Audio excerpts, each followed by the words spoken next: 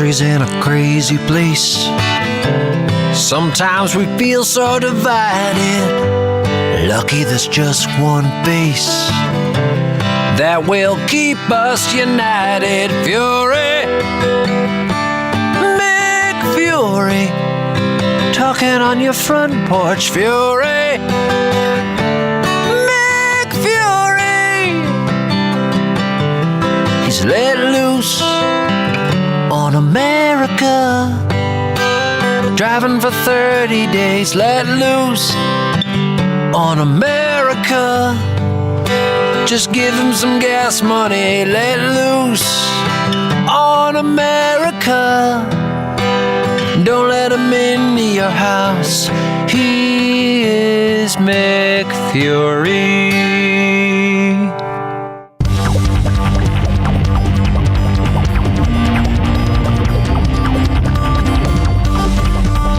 Welcome back to the Front Porch of America. Today we're finally back in Nashville, Tennessee, after what's been a fairly epic 8,500 mile journey around this country. So far as we've traveled around the country, we've heard about the problems facing Americans. Today we're going to take a look at the solutions. The only problem I see is your face. It's your face too. Beyond being a world-class songwriter and artist, Sean has traveled the globe and seen a little bit of everything. I wanted to talk to him about why it was important for him and I to tackle a song like The Front Porch of America, and what artists and everyday people can do to help heal the divide. I did a benefit for fallen heroes, and can you play that patriotic song you have? I'm like, okay, so they considered it a patriotic song. And I had to ask, I said, what that Front Porch of America? And I'm like, I don't know if patriotic is the right word. Sure. Because it is, we have a line in the song that says, sometimes I'm saddened by the sorry things I've seen. Right. And I'm not it's not specifically, my way of thinking, it wasn't specifically critical of anybody. I was just saying, I wish we could be nicer and get along better. Sure. But it doesn't mean you have to think what I think for that to happen. I hope that people can remember when they don't agree is that I think we all basically want the same things. Right. I think as you go out and you start talking to people, they may have different ideas about how we ought to get there. And I feel like on a bigger scale, this is just the way I feel, I want to see all this stuff happen in America where you're talking about, make everybody go up. But really on a bigger scale, I want that for humanity, right? Exactly. We're lucky to be born in this country, but there's 7 billion people that weren't. How can we bring it all together? Is there a way we can fix it? Do we not need to fix it? What can we change? What always solves everything is getting to know the other people.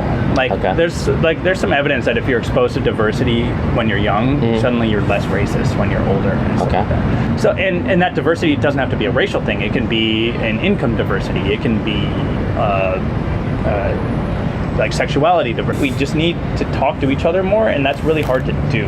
Okay. Because people are so afraid of talking to the other person because of the otherness. I lived in the Netherlands for a while, and I met a lot of young Dutch people. And for not having lived through the Second World War, they still carried a whole lot of bitterness about what Germany did to the Dutch. One of my Dutch buddies said it the best. He says, every German's an asshole, except the ones I know. We need to fix this. We need to bring it together. The how is the difficult part. I think the entertainment industry does have a lot of empathy. I need to have empathy as a person if I'm going to act. I have to try to understand what other people feel like. As much as I said, the conservatives are difficult, I don't think that there's much more laxity on the other side either. Let's say that right now is the bad times. 60s, bad times. Great Depression, bad times. It's one of these things where America has ebb and flows, and when America hits its lowest, it's only to get us to come back to stronger. I find with the people that I hang with that people do want to talk about this stuff, but they also want to talk about solutions.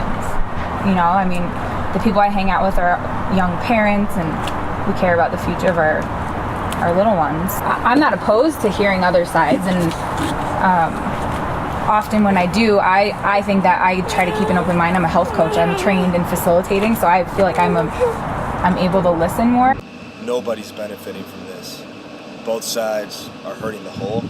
I think that more hurt has to happen before the healing can begin. I grew up in a really good household. My parents are still married. I got to go to college. So it's really tough for me to say anything. So for me to be like, you got to get your shit together over in fucking some small town, oh my God, now I come off as like the most liberal, elitist person ever. What do you wish for someone you've never met that lives in America? Like, what do you hope happens for them? Hope they can have a decent life where they don't have to scrimp and scrounge and do whatever, steal, do whatever to try to survive. I think you have to be empathetic to know what's best for humankind. And thinking about what's best for your country is not the most empathetic thing to do. I do kind of make it kind of my situation, kind of sit down and listen, and kind of hear on a side that I may not agree with, just to kind of try and understand a reasoning or a thinking to see if there is a conversation to be had. Right. What I will gather from those conversations is that decisions, beliefs have been made, and just how I know how right I am in my beliefs, they know how right they are in their beliefs, and it is a difficult coming to middle ground conversation. Preaching is not going to get you where you need to be. You can't have a conversation if you know that you're right.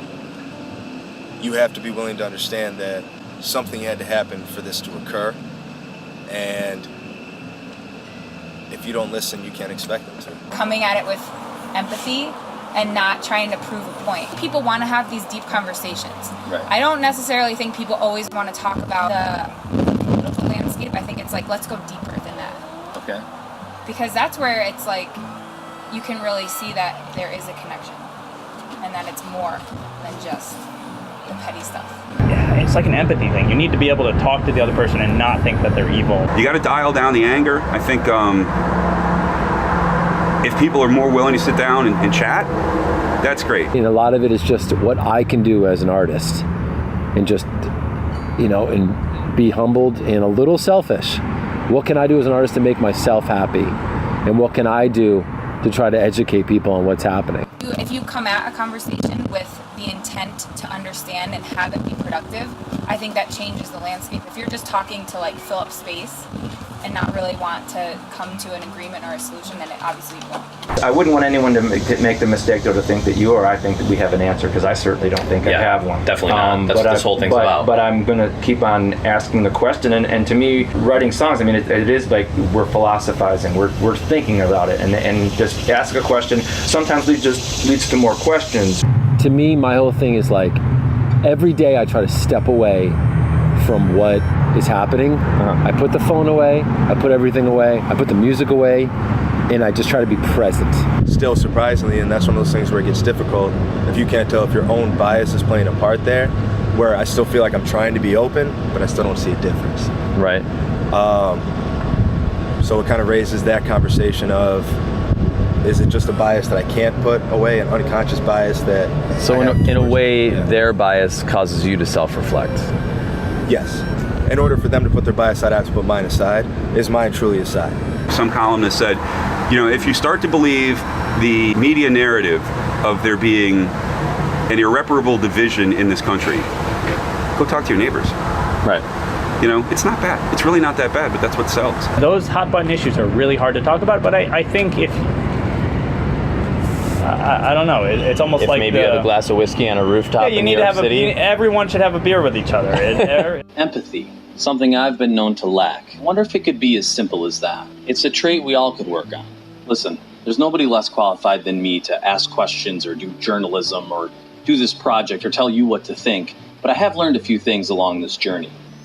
That if you don't listen, you can't expect them to. That choices we make now will have a big impact on our future. That it's okay to not have all the answers as long as you keep asking the questions. And that if you disagree with someone, sometimes sitting down to chat is the best way to learn something. So here's where we leave you.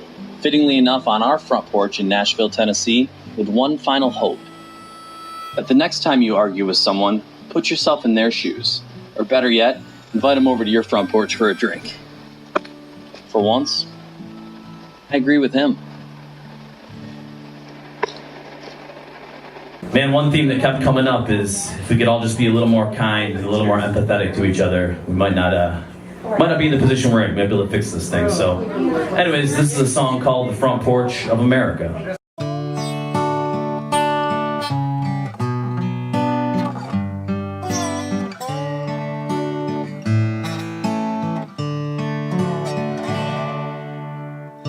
Looking out over the land of the free, my father's long history. Sometimes I'm saddened by sorry things I've seen from the front porch of America. My friends and neighbors can't get along, but what makes us different is what makes us strong. Might be in different keys, but we're singing the same song from the front porch of America. My country, 'tis of thee, sweet land of liberty. Looking back on all that we've been through, we've been that shining light. Most times we get it right. You know I still believe in you. Yes, I do.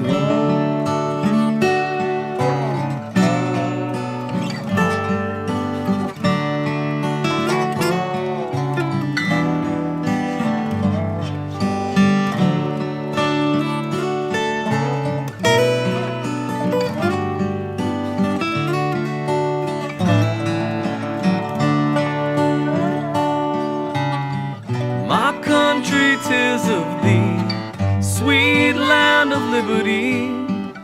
Looking back on all that we've been through, we've been that shining light. Most times we get it right. You know I still believe in you. The huddled masses, the tired and the poor, 500 years we have sailed to these shores with just the clothes on our backs and the dream of something more. From the front porch of America, from the front porch of America.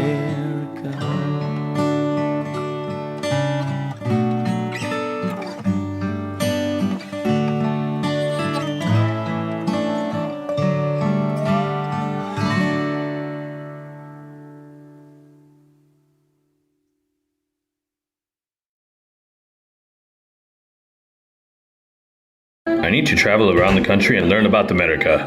Terry, will you join me? I will join you. Adam? I can come along too. Let's go, boys.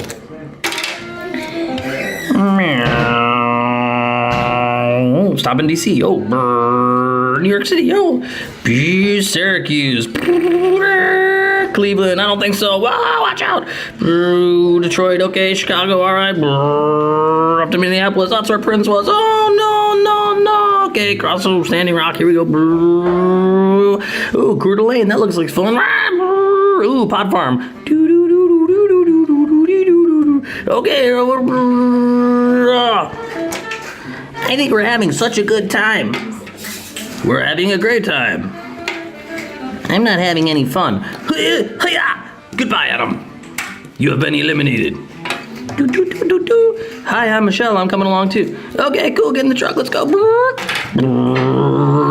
Los Angeles. You guys smell funny. I'm out of here. Okay. Denver. Oklahoma City. Back to Nashville. We've learned so much about America now. Front porches, what an amazing thing. Mick, it is your Uncle Lipper. Listen up. Roar. Front Porch of America Project. Front Porch of America Project. The Front Porch of America Project. Front Porch of America Project. Project. It's the Front Porch of America Front Project. Porch of America Project.